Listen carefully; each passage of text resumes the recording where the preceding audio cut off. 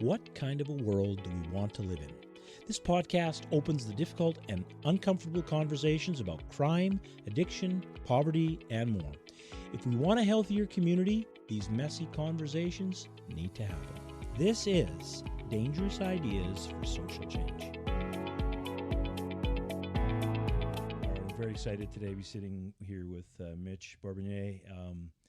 This is a meeting that was destined to happen, Mitch. I know that your name's come up. We've crossed paths occasionally, and I think it was a mutual friend, Vince Lilly, that kind of finally did the introduction. It was at a Jets game of all places, and I was I actually thought you were a fictional character, like maybe not even real, right. But then there you were in front of me, Mitch, and I'm like the legend. Yeah. Mitch, you have done so much in our community. And it's really great to meet you and sit down and have this conversation. Likewise, Kent. I think we've known of each other for years and years and years, but really haven't crossed paths too much. Although, once we get talking, we got a lot of shared history. And I'm a big fan of yours and Inner City Youth Alive and everything you guys have done and continue to do. I love your work. So thanks for having me today. Well, we're honored to hear your heart and hear what's on your mind, and let's dive in. Give us a little bit of a history on the story of Mitch, when you got going, kind of what it was about. Let's hear it. Yeah, well, I'm going to go further back because sure. I'll go right back to my childhood because that's what kind of drives me. There's two things that drive me, and it's my things that happened to me in my childhood. And then things that happened with my first child, my first son, Joseph. So those two things really drive me. But I'll start with my background. So I had a decently troubled early childhood. I would say 0 to 15, 16 were rough for many reasons. I couldn't do school. Profound learning deficits, learning disabilities. They'll call it exceptional these days, which is a way better word. I like that. I grew up in St. Boniface, and we were sent to basically French Roman Catholic school, and it was nuns and priests. And if you couldn't do school, and if you couldn't stop moving, and if you were neurodevelopmentally diverse, they just couldn't handle that. And I was humiliated, physically abused in that system. It was not good for me to be in that system. And then like things at home, back in the mid-'60s, I think lots of us faced this, but, punishment was physical, and, there was fighting and yelling and some drinking in my home, that kind of thing. The other thing that I experienced as a little guy in my neighborhood, not in my family home and not at the school, was sexual abuse from three different male perpetrators. And so all that in combination caused me to really own all of that and blame myself. And there was a lot of self-loathing and anger and hurt and loneliness around that. And so I was very angry. I would destroy my house, punch holes in the wall, smash furniture, bust windows. My poor family had to put up with this, attack my siblings, attack my parents. They went the Western route and tried to, I was seen by a psychiatrist, diagnosed, medicated. I had a social worker, psychologist, a whole team. I don't think it helped me that much, although my relationship with the psychiatrist was pretty cool. And it would inform this thing that would develop later in my life called action therapy. So the psychiatrist would play checkers with me. Interesting. And that I liked. And I liked him seeming to enjoy his time with me. That was the medicine. It wasn't anything he said or... And you could feel that. I could feel it. I really liked my psychiatrist. And I looked forward to playing checkers as a little boy with my psychiatrist. So I was telling you before we started this conversation that I was introduced to Rossbrook House when I was 16. I was actually asked to do volunteer work in the community by my school. And I just randomly picked Rossbrook House and got to know it. I was there for my grade 11 and grade 12 years, part-time. Was Sister Mac there at that time? Yeah, but I never really got to see her a lot, and my time there was just enough so that I would revisit it later. Mm-hmm. In the 1990s, I would get reacquainted through Phil Chiappetta. Mm-hmm. And do a lot of work with Rossbrook House in the early 2000s. So I see Rossbrook House as a place that kind of started my journey in the helping world, and it was very healing for me to be introduced to our inner city through Rossbrook House. Mitch, it's amazing that the story you're telling. This is sort of stacked trauma, and then at 16. At that point, that's really young to already be giving back. Say more about that. How did that happen? I think just I think it was like just circumstantial. It was luck. It was, and I just ran with it. And they hadn't invented it yet in the 1960s, but what I had was really severe ADHD, and I think just being out in the community, moving. Being in on adventures, hanging out, at Rossbrook, going on outings and helping. It was medicine. It was just medicine. And actually, it introduced me to ceremony too. Rossbrook House had invited... the Wanna Sing Singers? No, Charlie, and I'm trying to remember his last name. Chuck Spence. No. From Roseau River. Oh, sorry. All right, Charlie Nelson. So Charlie Nelson was a Medewan ceremony man, and he brought the little boy water drum to Rossbrook House, and it was life changing. It was really, really cool to be introduced to that. And then later in the North End on Redwood Avenue, a near and dear friend of mine who's since passed away, Luc Arquette, was running a foster home in the 1980s, and I was in my early to mid. Do you know what the name of that foster home group was? No, it was right near Salter and Redwood, just meters from here. Okay. Yeah, and Luke had 4, 5, 6 boys staying with him, and he was a ceremony man as well. A contraire, as they say.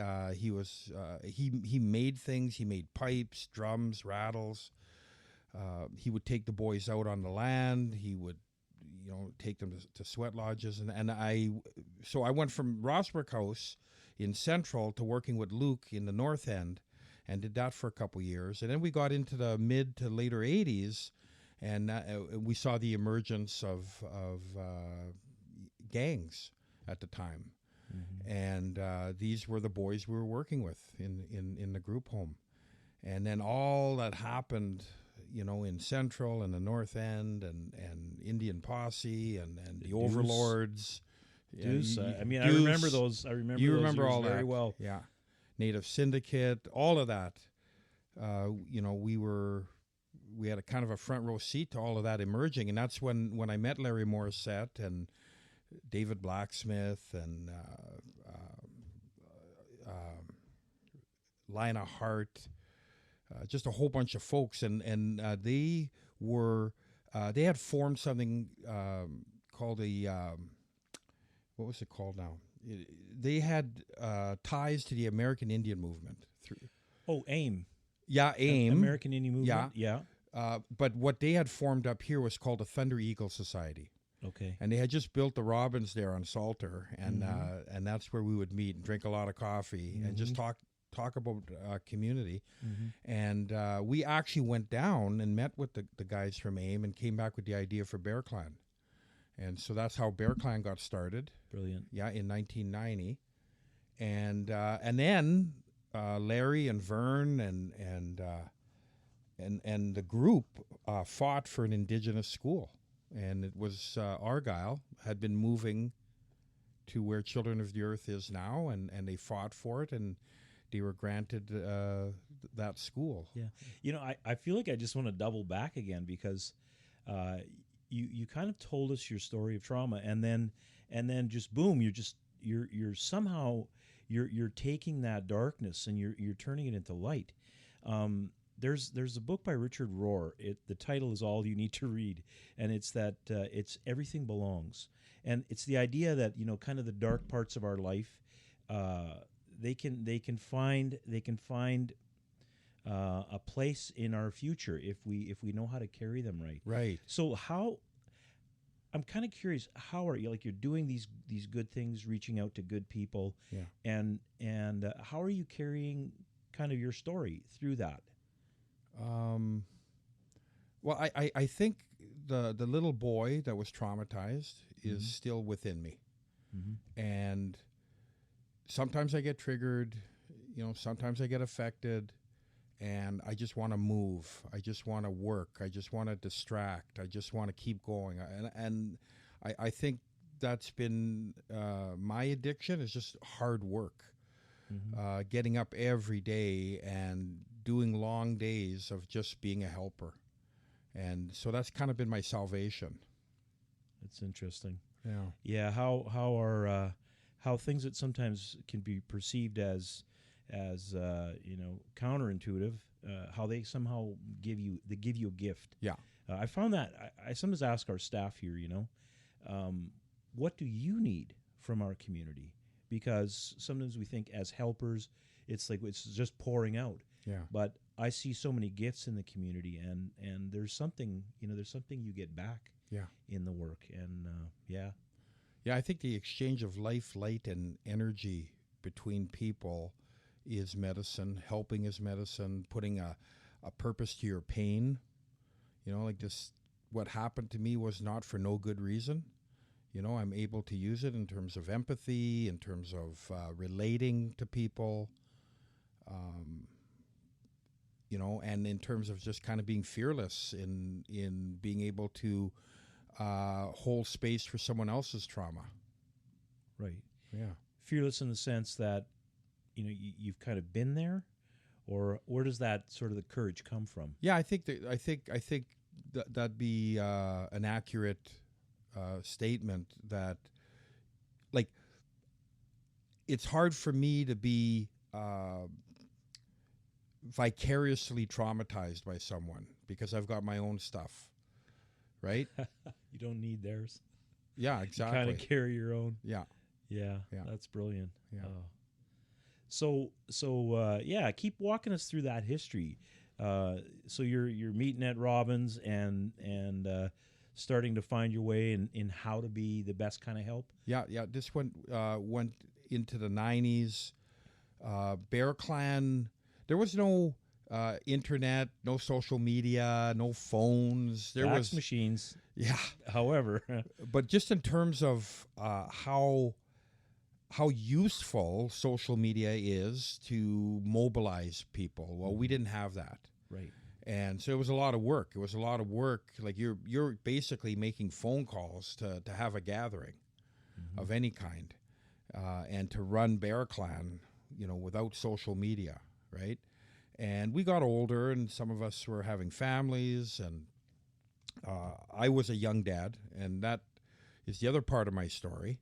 Your son. Yeah, my son. So I was 22, actually, I was 21. I had just turned 22 when he was born, and things didn't work out with his mom, and basically there I was with my little boy, and raised him as a single dad for 8 years until I met my wife of today and had 2 other children. But it was a lonely time. Those 8 years were, it was tough. I was going to school, I was working, trying to look after my little guy, and there were moments where I felt like giving up, and it was my son that kept me going. And so I got a real bond with him that way. Later in his adolescence, he started to have mental health issues. He started to unravel between the ages of 14 and 18 to the point where it was pretty obvious that he had schizophrenia.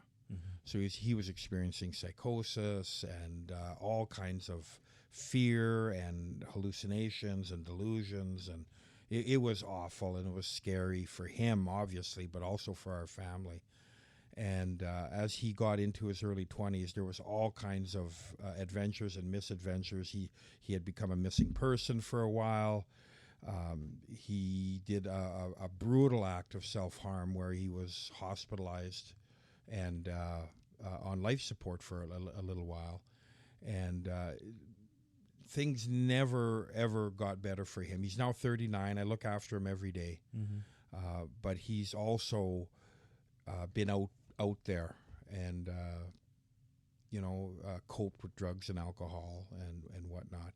And so in my career, I kind of started working with youth and at-risk youth, and it moved from that to now, today, mostly I work with our unsheltered community because I see a lot of folks out there that are in the same boat as my son. They're dealing with mental illness, they're dealing with mental health, trauma, addiction, all of that intergenerational stuff. But they're on the street and they're out there, and it's heartbreaking. And I worry what's going to happen to my son after I go, because I just barely maintain him. I just barely maintain him in the community. So Mitch, you're on the home front, the burden is still there, you're saying, and then in your day-to-day, the burden, you're obviously carrying so many people's burdens, and I'm just curious, how do you hold all that? I don't know. Just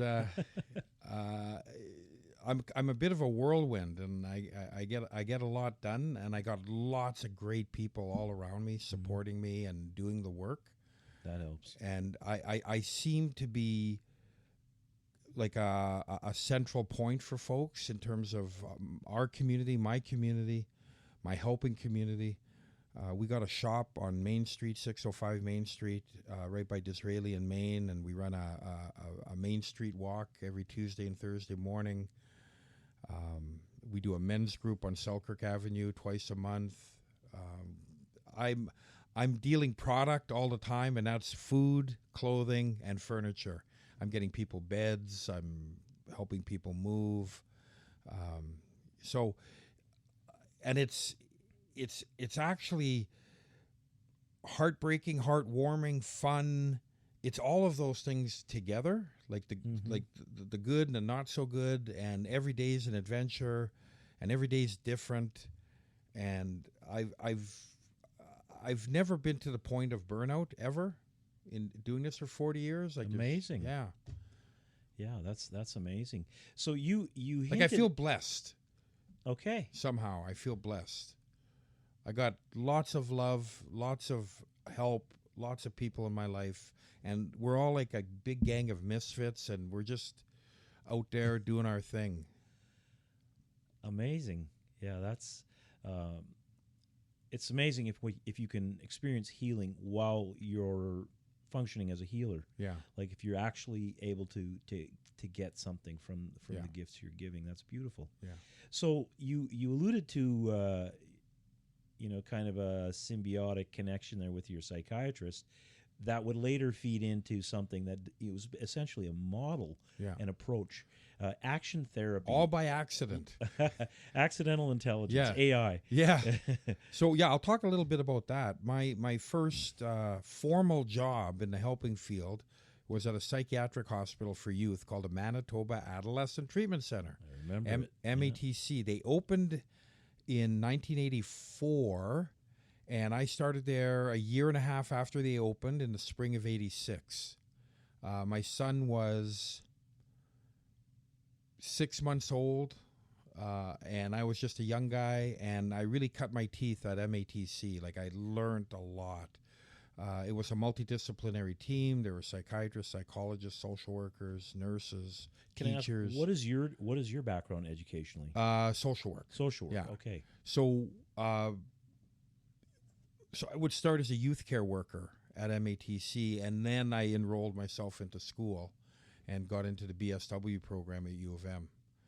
And so I did that. And I was at MATC from 86 to 03. So basically 17 years.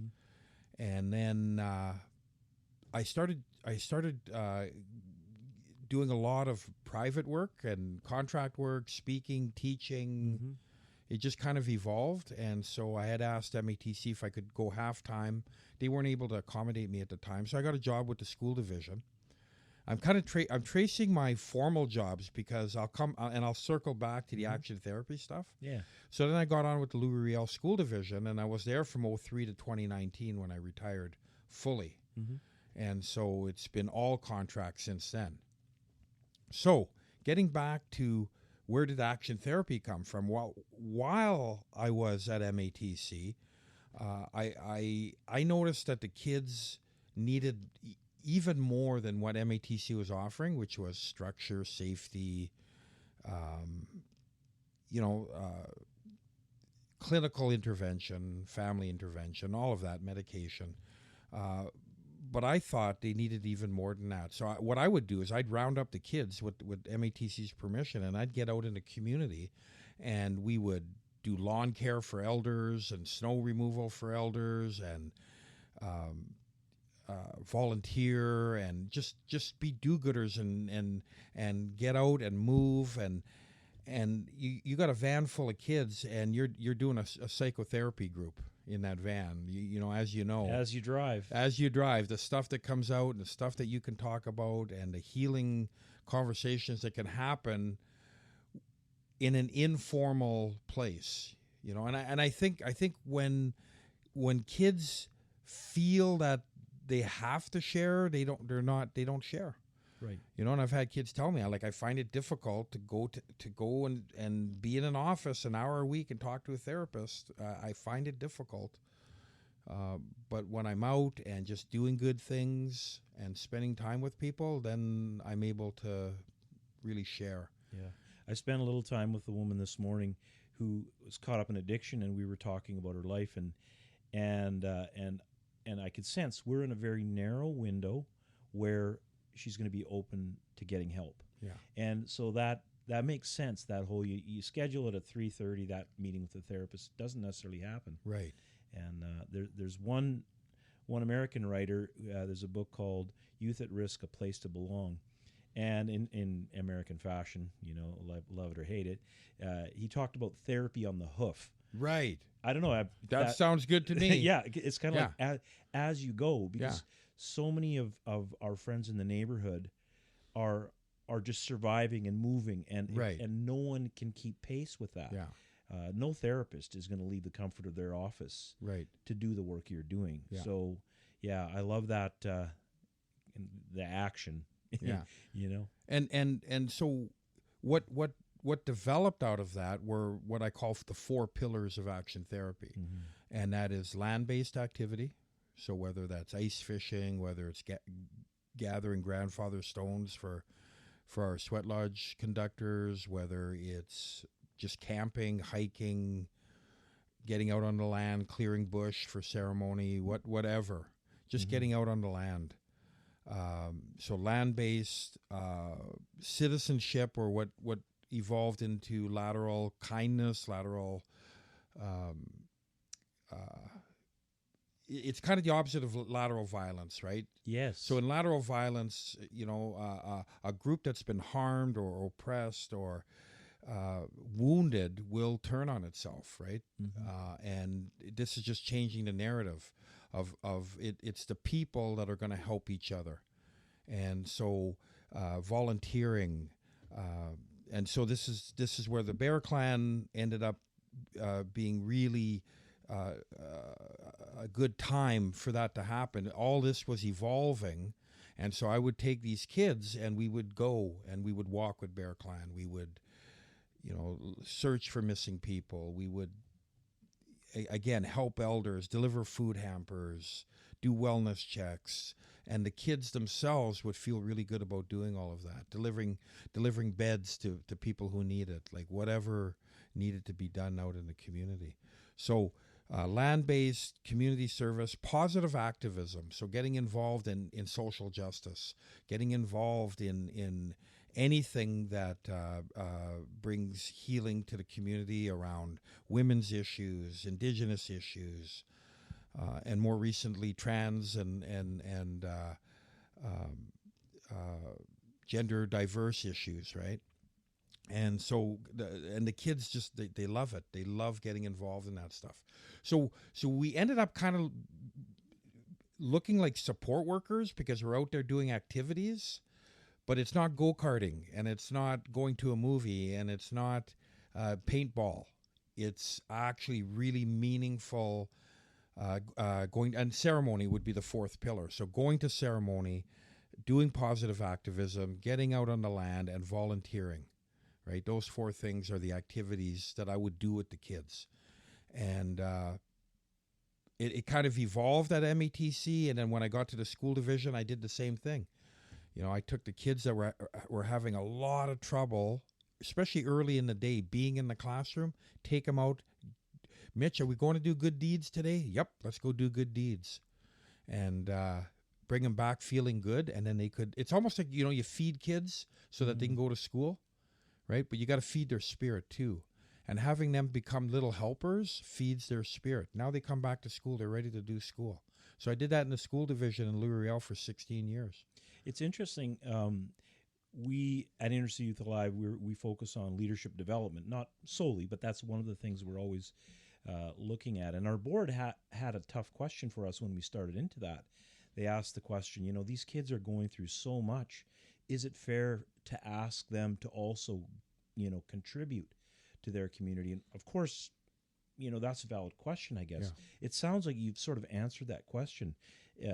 Interesting that you're talking about kids that have their own burdens to bear. Right. And then you're asking them, I'm not saying you're asking too much of them. I think there's something beautiful in that you're saying, maybe society has seen you as a throwaway, or you don't fit in, or you don't. You know, what could you offer? Yeah. So there's something in that. You do have value. Yes. Yeah. Yes. Yeah. Yeah. Say more about what you're seeing in these kids. I see inherent generosity in impoverished kids. Kids that come from, excuse me, kids that come from marginalization are inherently good somehow. Like it, you know, I'm driving around. We'll pull up to a light, and you know, someone is on the corner, and kids beside me reaches into the pocket, and they'll pull out everything they've got that day in their pocket and just give it to that guy. That's like me pulling out 10 grand.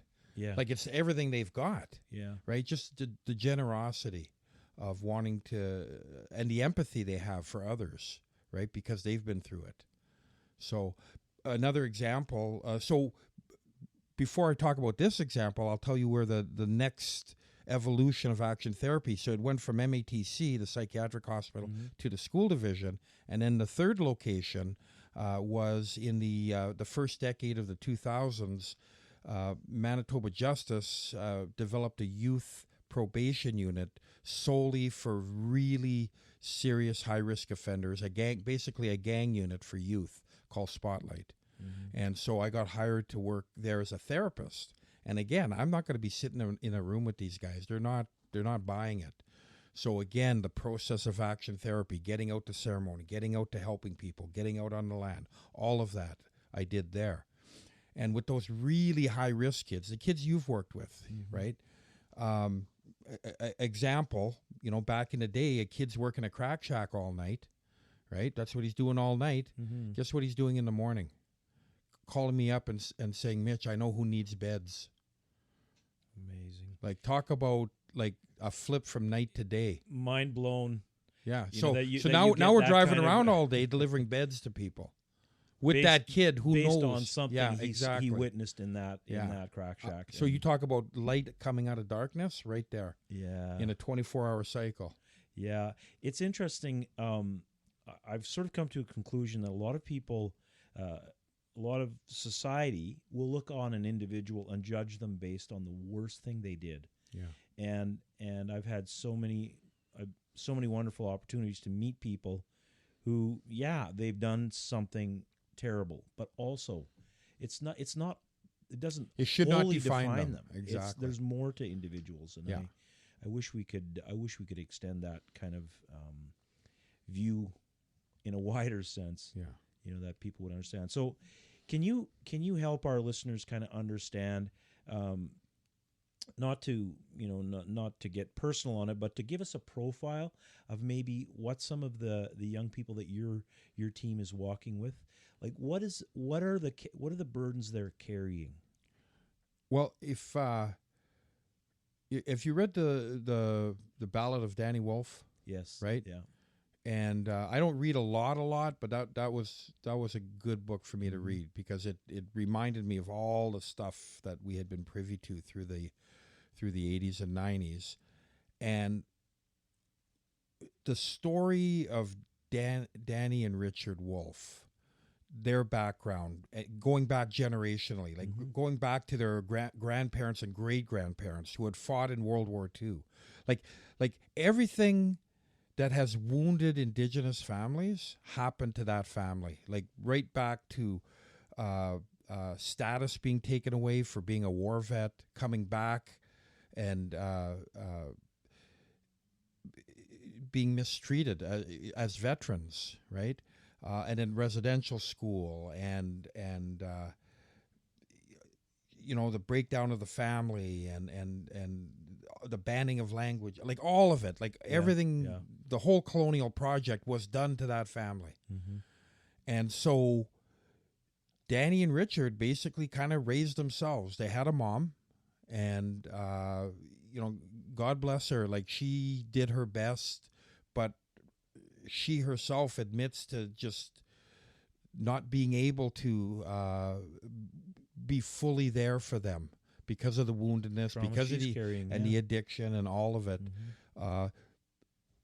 They knew who their father was. He lived in the neighborhood, and sometimes he'd walk by and he wouldn't acknowledge them. Like they, back in the day when people hung sheets out on, in the 80s, right? Their laundry, they hung out bed sheets. They would grab those bed sheets and wrap themselves up, and that's how they would sleep at night, right? And returning shopping carts for the quarters, and like just doing whatever it, in those early days for those two little boys, just doing whatever it takes. So that was 40 years ago, and their stories being repeated in 2025. Like there are still boys out there that are emptying packages of ketchup into boiling water so they've got soup for themselves and their siblings. Like it's still happening. Those stories that cause such hurt and woundedness as they grow up, that they remember the hunger, they remember the hurt, right? And it's still happening. So I mean, I don't know. I think like one of the questions was, are things getting better, things getting worse? And I always think like both. Funny. Right? That was the answer. I asked a community member that question, and that is exactly his answer. Yeah. Both. Like there's more. Say more, Mitch. What are you talking about? Well, there's more of everything. There's more drugs. There's more serious drugs. There's more poverty. There's more homelessness. There's more of all of that stuff. But I also see that there's more triumph, and there's more healing, and there's more. It takes one generation to turn it around for the generations, and I've seen it. I've seen it happen. Yeah. And then going back to another question you had, like what sustains me, like what prevents me from having of being completely drained is seeing triumph and being witness to it, and feeling blessed that I get to know that, man, there are individuals, there are families, there are communities that are turning it around, and they are doing it. There's no government, there's no church. It's that lateral empathy. It's that lateral kindness. It's that just let's do for each other. You talked about Rossbrook House being kind of your early start. I remember Sister Leslie at Rossbrook House told me something early on when I volunteered there. She said, if you're going to do this work, you need to see beauty. And, it took me a long time to kind of let that message sink in. I kind of walked away puzzled. But, when you talk about kind of the worst part. If we fail to kind of see the good, and if we get overwhelmed by the dark stuff, it makes it almost impossible to survive. Yeah. I find. Yeah, exactly. And that's not me from. I haven't figured that out quite. Yeah. I'm always realizing when I become overwhelmed, I'm like, okay, you need to see the See good, the light. see the good things that are happening, and so talk about some of the, expand on that, the good things. I mean, I've seen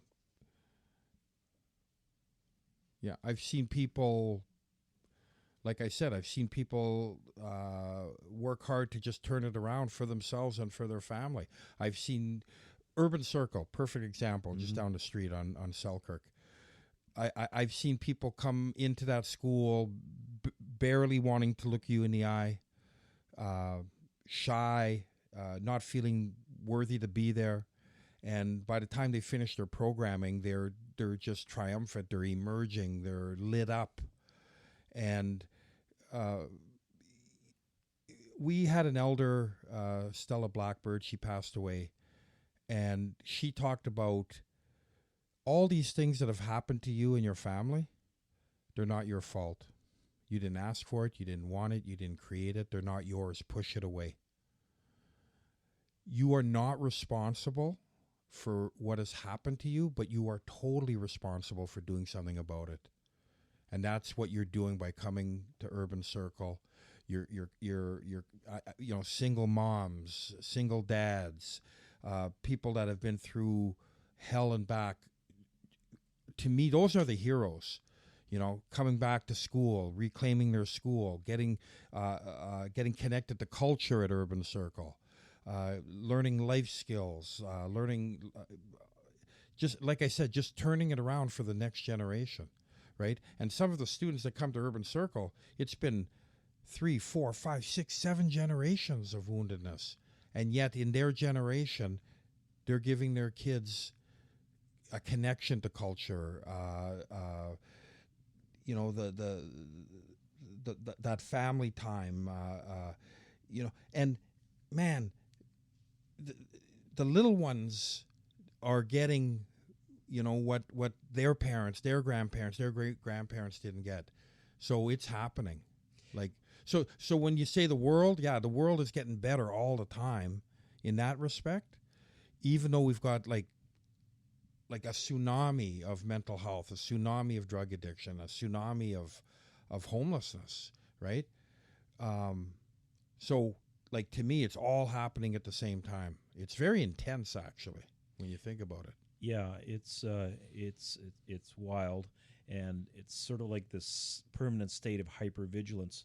You feel sometimes in the community where families are sort of on edge, and there's a nervousness, and it's a lot of the pressure from what's going on in the community. There's an old thing I read somewhere. It talked about the term at-risk youth is kind of out of style, I suppose, but he was referring to at-risk youth in the day, and he said they are youth upon whom society has placed too great a burden. And I kind of, sometimes there's surprising lines, and when I think about what a lot of the youth you're working with, what's fair to expect, or kids that get caught up in gangs. I think it was work by Larry Morissette, actually, where they did a research part to change the hood. You gotta, man, I'm going to forget the title of it, but he talked about, there was one quote about that kid that's on that corner at midnight. That's tomorrow's gangster. Yeah. So, these kids that are surviving, are we expecting too much of these kids, or should we have more grace for kids that are going through, maybe acting out? I don't think any of those kids should be judged at all until we offer them something different. Mm-hmm. It's as simple as that, right? So it's not the failure in that individual. It's in the failure of society to offer anything different. again, we had a gang member come up to us and just offer up that we should stop telling people to get out of gangs, and we were kind of surprised by the statement. And so he said, like what do you mean? And he said, well, unless you offer me a job or another way to live my life, then if baby needs diapers, I have to go back to the game. So can you talk about what do we as a society need to be offering more of? The process of a gang is like the actual formation of a gang. That process is actually very natural to humans, right? Looking for a sense of belonging, empowerment, identity, and purpose. That's what you're looking for. That's what we all need. And in the absence of a good gang, whether that's my basketball team, whether that's Rossbrook House, whether that's Urban Circle, whether that's doing walks on Main Street, whatever it is, in the absence of a good gang or a good community, you're gonna search out community. You're gonna search out a sense of family. And in fact, it's the negative gangs, the actual street gangs, it's a trickster, just like drugs and alcohol is a trickster. So is that. They're lured in with a sense of family, a sense of belonging, empowerment, identity, and purpose. But once they get there, they're used and abused. 80% of gang members are what the Honorable Judge Murray Sinclair said this. I've got it on a cassette, on a DVD. I've got this on a DVD. We are getting a little old, Mitch. Yeah, I've got. I know what you're talking about. I've got the Honorable Murray Sinclair saying that 80% of the young men that come before me in my court, poor souls, right? If you look at the history, if you look at generationally what's happened, and no access to positive mentorship, no access to culture, no access to anything but hurt, poor souls. You know what he called the other 20%? Assholes. and that's the guys at the top that recruit and use and abuse these young guys. And it's kind of like a domestic violence situation for the young guys. They want to get out, but they feel there's nothing else for them. They're scared to get out, but these guys really love me. No, they don't, right?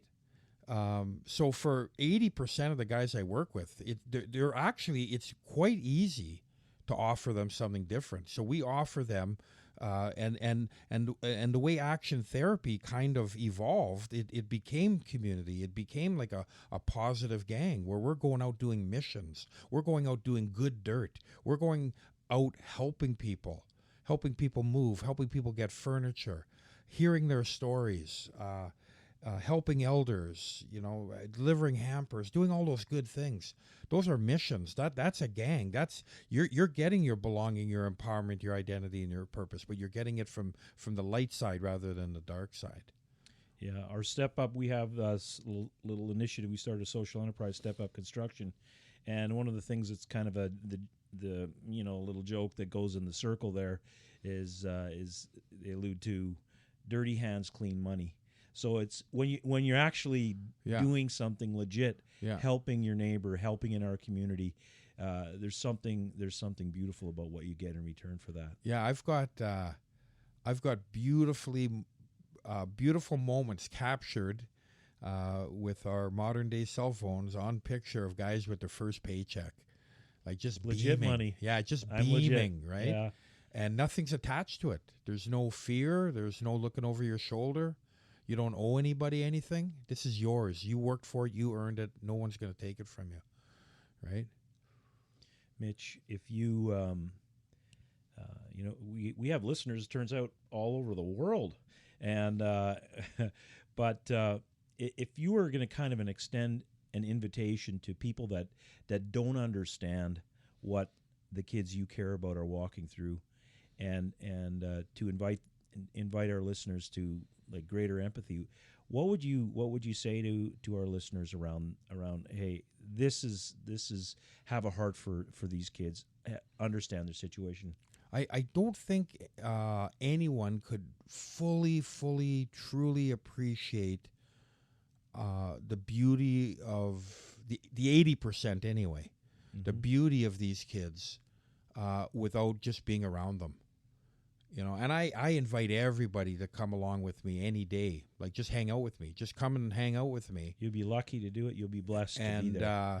You'll feel it. You'll sense it. You'll see it, and you'll feel it. Yeah. That's a wonderful way to end, and I really respect. It's one thing to do the work, Mitch, which you've done a lot of work, but it's another thing to have a soul that remains intact and healed, and a perspective that you offer on youth that are going through challenging things. I just have a deep respect for all you've offered, and I thank you for your time, and I really appreciate hearing your words today. Thank you. Takes one to know one. Thanks for tuning in to Dangerous Ideas for Social Change.